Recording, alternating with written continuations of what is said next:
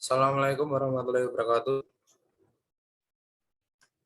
Perkenalkan, kami dari kelompok 7 ingin menyampaikan materi yaitu remaja sehat melalui pelayanan kesehatan peduli remaja di tingkat puskesmas. Yang beranggotakan kelompok kami yaitu saya sendiri Arya Brian Agustian, yang kedua adalah Lutfiah Aliana Ilma, yang ketiga Salsabila Mahana.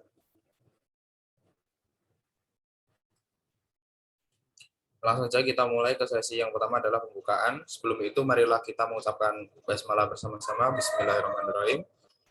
Selanjutnya penyampaian materi, saya persilahkan untuk teman-teman presenter menyampaikan materi yang telah didiskusikan.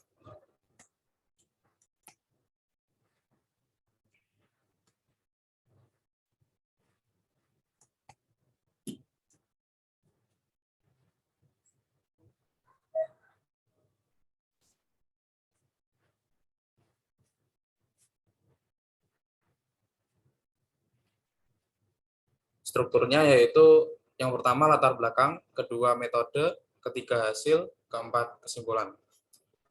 Selanjutnya akan dibacakan oleh teman saya. Yang pertama, latar belakang. Berbagai permasalahan yang terjadi pada remaja dipengaruhi oleh berbagai dimensi kehidupan dalam diri mereka, baik dimensi biologis, kognitif, moral, dan psikologis, serta pengaruh dari lingkungan sekitar. Saat ini, hal yang menonjol pada remaja adalah dari sudut pandang kesehatan. Menurut WHO 2012, menyebutkan semakin berkembangnya permasalahan kesehatan reproduksi remaja yang menyangkut seks bebas, penyebaran penyakit kelamin, kehamilan di luar nikah atau kehamilan tidak diinginkan, aborsi, dan pernikahan usia muda. Timbulnya masalah pada remaja disebabkan oleh berbagai faktor yang sangat kompleks. Secara garis besar, masalah kesehatan remaja dapat dibagi ke dalam dua golongan, yaitu masalah kesehatan fisik dan perilaku. Next. Yang kedua, ada metode. Penelitian ini merupakan penelitian kualitatif yang dilakukan di wilayah kerja Puskesmas Grogol, Kecamatan Grogol, Kabupaten Sukoharjo. Sumber data terdiri dari yang pertama, informan, yang kedua, tempat dan peristiwa, yang ketiga, dokumen. Informan dipilih secara purposif sampling, yaitu remaja yang ada di wilayah kerja Puskesmas Grogol, serta sumber yang mengetahui tentang program PKPR di Puskesmas Grogol, yaitu Kepala Puskesmas, staf atau petugas Puskesmas di bagian PKPR. Teknik pengumpulan data dengan menggunakan wawancara, observasi, dan dokumen. Wawancara dilakukan terhadap informan kepala puskesmas, pemegang program PKPR, remaja yang mengalami permasalahan kesehatan reproduksi atau tercatat di pelaporan puskesmas, serta remaja di wilayah kerja Puskesmas Grogol yang dipilih secara purposive sampling. Next.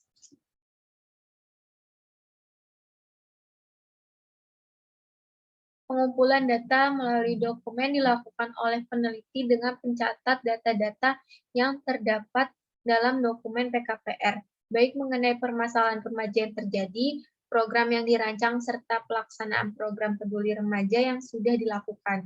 Uji keterpercayaan data dilakukan melalui yang pertama, uji validitas melalui triangulasi teori, data, metode, dan peneliti.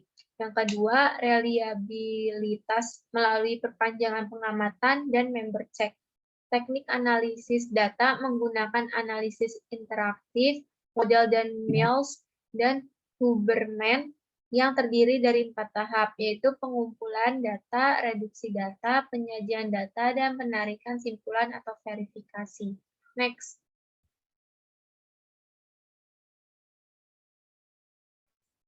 Hasil dan pembahasan. Hasil penelitian menunjukkan bahwa Puskesmas Grogol merupakan puskesmas pertama di Grogol yang melaksanakan program PKPR. Penunjukan tersebut dilakukan langsung oleh Dinas Kesehatan Provinsi Jawa Tengah pada tahun 2021. Pemilihan Puskesmas Grogol sebagai pelaksana pertama program tersebut adalah dengan pertimbangan Puskesmas Grogol merupakan puskesmas di Kabupaten Sukoharjo yang terletak di tengah kota dan dianggap paling siap untuk melakukan program tersebut. Terkait dengan penunjukan Puskesmas Grogol sebagai pelaksana program PKPR, dilakukan berbagai tindak lanjut oleh Puskesmas. Berdasarkan wawancara terhadap Kepala Puskesmas, disebutkan tindak lanjut yang dilakukan antara lain penyusunan program kerja, penunjukan staf sebagai pemegang program PKPR, serta penyediaan sarana prasarana yang diperlukan dalam melaksanakan kegiatan PKPR. Next. Program kegiatan yang dirancangkan terkait dengan PKPR tersebut bertujuan untuk mewujudkan remaja sehat di Kabupaten Sukoharjo.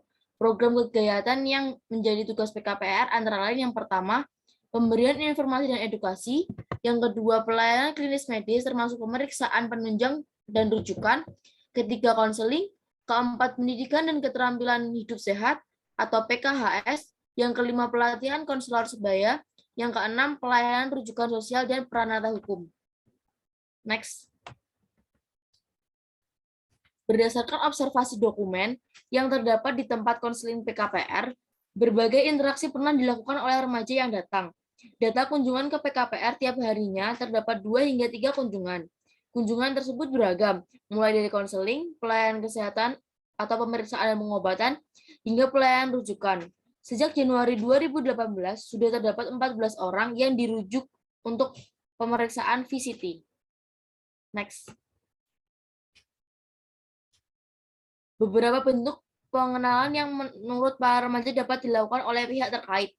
Antara lain yang pertama yaitu melalui SKH Taruna-Teruni atau kelompok pemuda-pemudi yang ada di masing-masing banjar. Kedua, pemberian pamflet atau selebaran yang berisikan informasi mengenai adanya PKPR yang memberikan pelayanan khusus bagi remaja. Yang ketiga, website yang dapat diakses oleh remaja secara bebas. Yang keempat, penyuluhan ke sekolah-sekolah. Yang kelima, melakukan iklan di radio. Penyampaian informasi itu pun tidak harus selalu langsung dari puskesmas, namun dapat dilakukan secara estafet oleh para remaja sehingga mengurangi beban kerja petugas kesehatan. Berdasarkan wawancara remaja ditemukan berbagai manfaat bagi remaja. Adanya program PKPR ini adalah yang pertama yaitu mendapatkan informasi yang benar mengenai kesehatan remaja, yang kedua mendapatkan informasi yang mengenai cara menjaga kesehatan reproduksi, yang ketiga tempat berkonsultasi mengenai berbagai permasalahan remaja sehingga tidak terjerumus ke hal yang negatif, yang keempat sebagai tempat berbagi dengan remaja lain khususnya mengenai kesehatan, yang kelima teman dan pengalaman di bidang kesehatan remaja bertambah. Next.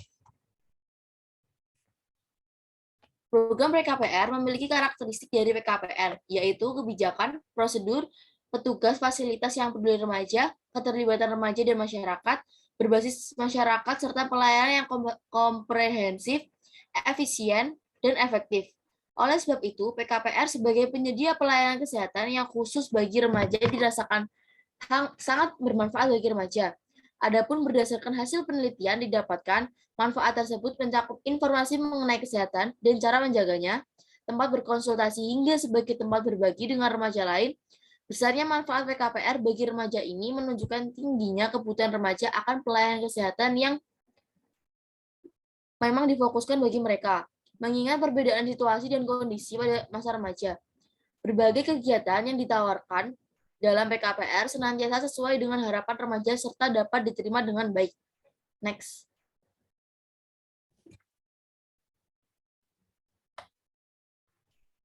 Selanjutnya yaitu kesimpulan.